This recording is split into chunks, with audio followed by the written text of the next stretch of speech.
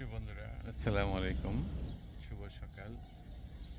আমরা গ্রামের বাড়ি চলে এসেছি। প্রচুর বৃষ্টি হয়েছে রাতে।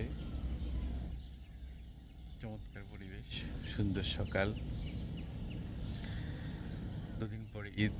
সবাইকে ঈদের শুভেচ্ছা, ঈদ মোবারক। প্রিয় বন্ধুরা, দেখো এখানে কি একটা সুন্দর ফুল ফুটে আছে। যে দেখো, ওয়াও, হলুদ রঙের ফুল। তোমরা কি এর নাম জানো? এটা হচ্ছে সোনালি ফুল, সোনালু ফুল বলে। প্রচুর বৃষ্টি হয়েছে, বৃষ্টিতে মাঠে পানি জমে গেছে, চারিদিকে স্নিগ্ধ হাওয়া বইছে।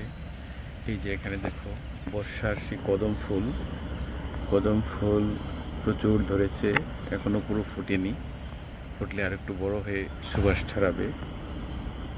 বর্ষার কদম ফুল। একটু দূরে বন্ধুরা দেখো, প্রচুর আম পেকে আছে গাছে, খাওয়ার কেউ নেই, লাল হয়ে আছে, হলুদ হয়ে আছে পেকে। এই যে দেখো বন্ধুরা, এইখানেও কিছু ফুল ফুটে আছে হলুদ রঙের। ওয়াও, খুব সুন্দর হলুদ। আর একটু যদি দেখি, এইখানে প্রচুর আম ধরে আছে দেখো। ওয়াও, প্রচুর আম অলরেডি পাকা শুরু করেছে।